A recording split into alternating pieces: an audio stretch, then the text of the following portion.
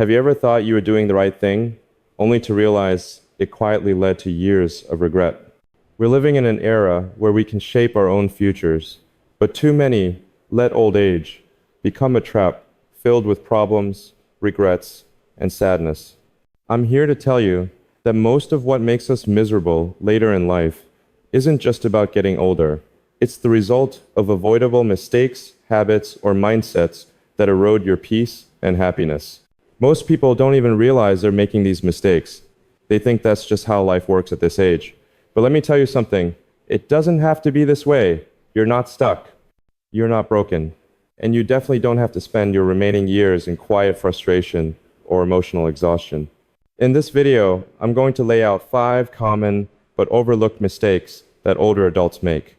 These mistakes slowly drag you into a life that feels smaller, lonelier, and harder than it needs to be. These aren't mistakes of the body, they're mistakes of the heart, mind, and spirit. The good news? You can stop making them today and start building a better future. This is for people aged 55 to 80 who want to feel stronger, freer, and in control of their happiness. If that's you, you're in the right place. Stick with me until the end, because the last mistake is something almost no one talks about, but it might be the very thing stealing your joy without you even knowing it. Mistake 1, holding on to bitterness. One of the biggest mistakes older adults make, often without realizing it, is clinging to bitterness from the past. Maybe it's an old betrayal, a family feud, or just regret over how life turned out. Many carry emotional wounds that never fully healed. But here's the harsh truth. Bitterness is like drinking poison and hoping someone else gets sick. It doesn't fix the past. It only hardens the present. Bitterness sneaks into your daily life. You might find yourself replaying the same argument in your head or feeling a knot in your chest when you think of a certain person. Sometimes it shows up as resentment toward your kids or siblings because they live differently than you'd hoped. Over time, that bitterness doesn't just isolate you from others, it eats away at your own peace. This hits especially hard after 60, when you have more time to think, but not always more people to talk to. That silence can become an echo chamber of regret and unresolved anger. When your world shrinks, as it often does with age, it's easy to get trapped in your own thoughts. And if those thoughts are bitter, your daily reality becomes bitter too, no matter how kind or supportive the people around you are. Bitterness also changes how others treat you. Whether you realize it or not, people can sense when you're carrying old grudges. They may not know the story, but they feel the tension, the guardedness, the emotional distance that pushes them away, deepening your loneliness and making the bitterness grow stronger. It's a cycle, and the longer it goes unbroken, the harder it is to escape. I once met a woman named Susan, 72, who hadn't spoken to her sister in over 25 years due to a disagreement over their parents' estate. It started as a small misunderstanding, but pride and silence let it fester. Susan said every time she thought of her sister, it felt like a weight on her heart. One day, she decided to send a simple letter, not to rehash the past, but to share a memory they both cherished. That small gesture led to a phone call, tears, and eventually a renewed bond that brought lightness back to her life. Letting go of bitterness doesn't mean pretending nothing happened. It means choosing peace over pain. It means saying, "What happened hurt, but I won't let it define me anymore." When you release those old wounds, something shifts. Your shoulders feel lighter. Your laughter comes easier. And relationships that seemed impossible to repair sometimes start to heal on their own. The past can't be changed, but your relationship to it can.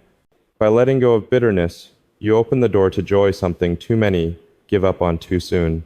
Mistake 2, ignoring physical decline. The second mistake that leads many older folks straight into misery is ignoring the early signs of physical decline. I know this is tough to face. Nobody wants to admit they're slowing down, losing balance, or needing help with things they used to do easily. But turning a blind eye doesn't stop the decline. It only makes the fall harder when it comes. After 60, your body starts sending little warnings. Maybe your knees creak when you stand, your back tightens after yard work, or you're winded climbing stairs you used to bound up. Many brush these off, telling themselves, "I'm just tired today, it's not a big deal." But those early aches are your body's way of whispering, Pay attention. If you don't listen, that whisper can turn into a shout or a crisis. Why do so many ignore these signs? Pride is one reason. Many seniors have spent decades being the strong one, raising families, building careers, helping others. Admitting your body isn't what it used to be can feel like weakness. But here's the truth. Strength isn't pretending you're fine. Strength is knowing when to ask for help, when to rest, and when to adapt so you can keep living well. Another reason is fear. The idea of using a cane, wearing a brace, or going to physical therapy can feel like a loss of independence. But avoiding those tools doesn't keep you independent. It often sets you up for injury, isolation, or even hospitalization. I've seen people ignore mobility issues for years, only to suffer a fall that takes away their freedom entirely. Take James, a 6'8" who loved hiking local trails. He started noticing stiffness in his knees, but shrugged it off as just getting old. One day, he tripped on a route, sprained his ankle, and spent months sidelined. A simple visit to a doctor for a brace or therapy could have kept him on those trails he loved. Accepting physical change isn't giving up. It's growing wiser. It's understanding that your body needs care, not denial. When you acknowledge what's happening and take small steps, daily stretches, strength exercises, or regular checkups, you're not giving in to aging, you're taking charge of it. Misery doesn't just come from pain. It comes from the frustration of pretending you're fine when your body knows otherwise. But when you respect what your body's telling you, you reclaim power. You create space for comfort, confidence, and control. That leads to a brighter, freer life.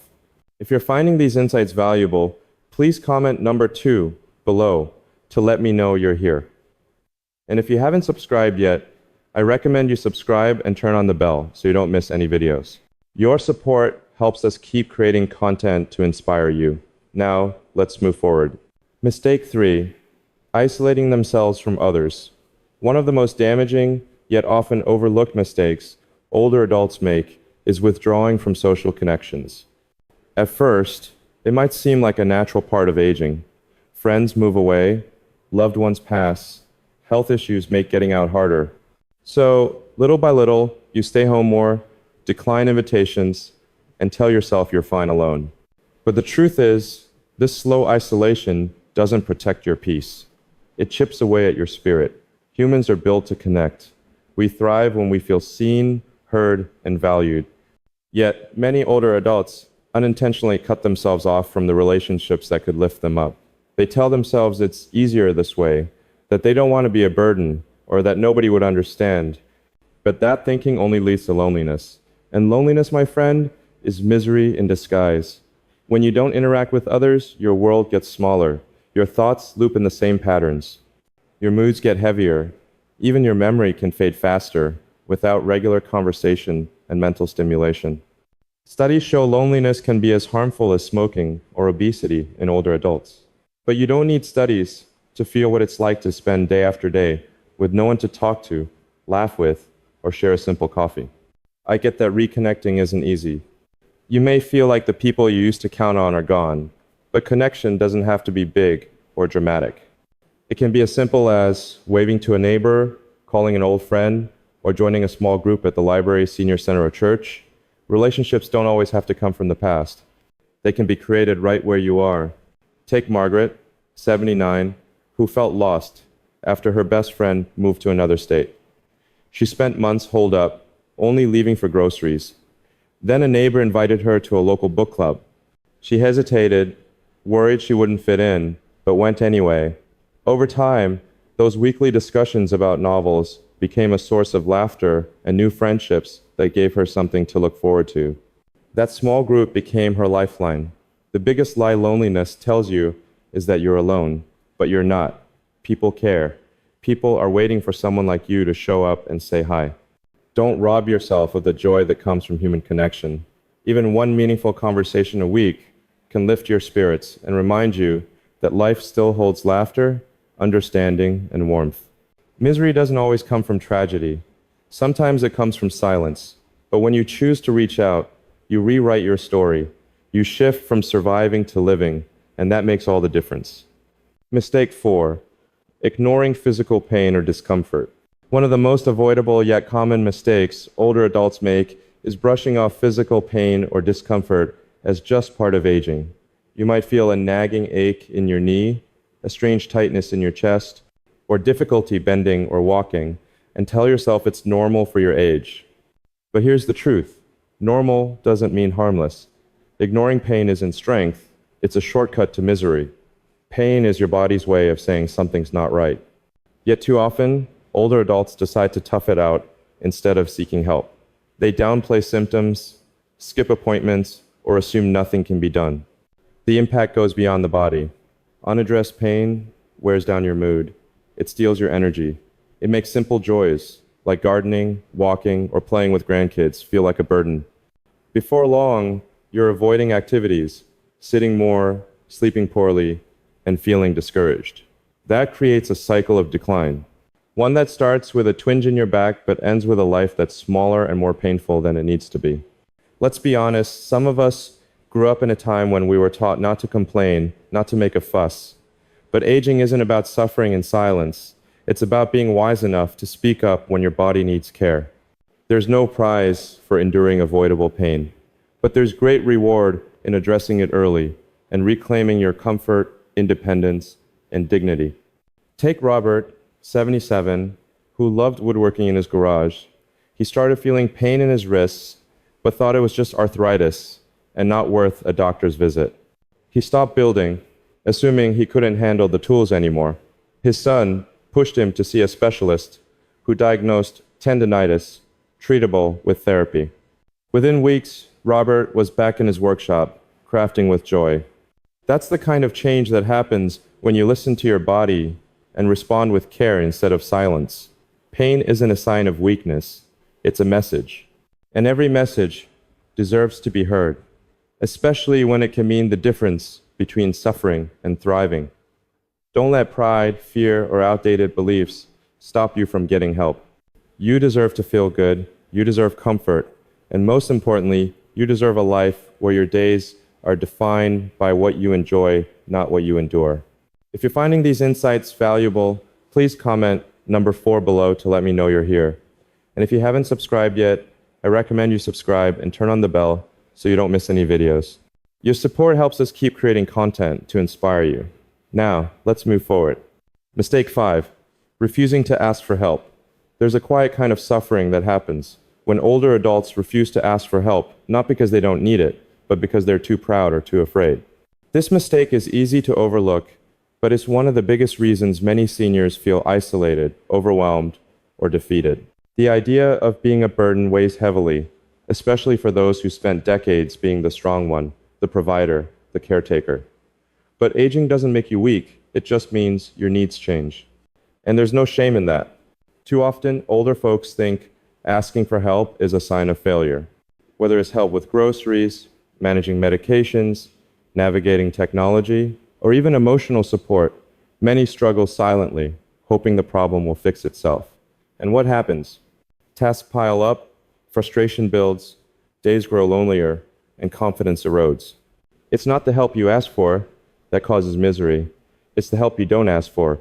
Support systems exist for a reason. Family, friends, neighbors, church groups, community centers, they're not there to pity you. They're there because people care and want to be part of your life. When you let others help, you don't lose dignity. You gain connection. You give someone the chance to show love, and you give yourself permission to breathe. Consider Patricia, a 73-year-old widow who tried to fix a broken furnace on her own. She didn't want to bother her daughter, who lived nearby. The house got colder, and eventually, the furnace failed completely, costing thousands to replace. When her daughter found out, she wasn't annoyed, she was heartbroken. A quick call could have solved it in a day. The fear of being seen as needy often comes from a lifetime of independence. But needing help doesn't erase your past strength. It's just a new phase of wisdom, knowing when to share the load. And the beautiful thing is, when you open up, others often open up too. You create a bond built on trust, not pity. If you're trying to manage everything alone, ask yourself, is this really helping or is it holding me back? There's courage in independence, yes, but there's also strength in community. Don't let unnecessary struggle steal your joy. Asking for help isn't giving up, It's choosing to live better. And that's a choice you'll never regret. Final thoughts. Life after 60 isn't a slow descent into misery. It's a chance to rise above the mistakes that keep so many stuck. The truth is, no one teaches us how to age well. There's no textbook for this season of life. We stumble, we guess, and sometimes we fall into habits that quietly drain our energy, joy, and purpose. But just because you've made a few missteps doesn't mean you have to stay there. If you recognize even one of these mistakes in your life, whether it's holding on to bitterness, neglecting your health, pushing people away, clinging to the past, or refusing help, that awareness is already a sign of growth. The beautiful thing about this stage of life is that you get to choose how the story unfolds. You can unlearn, rebuild, reconnect, and rediscover parts of yourself buried under years of duty and expectation. Don't let pride keep you lonely. Don't let fear keep you silent. Don't let routines keep you small. You've lived too much, learned too much, and loved too much to sink into a life that doesn't feel meaningful anymore. Ask yourself, what do I still want from this life? And it's never too late to go after it, even if it's just peace, laughter, or a good cup of coffee with a friend.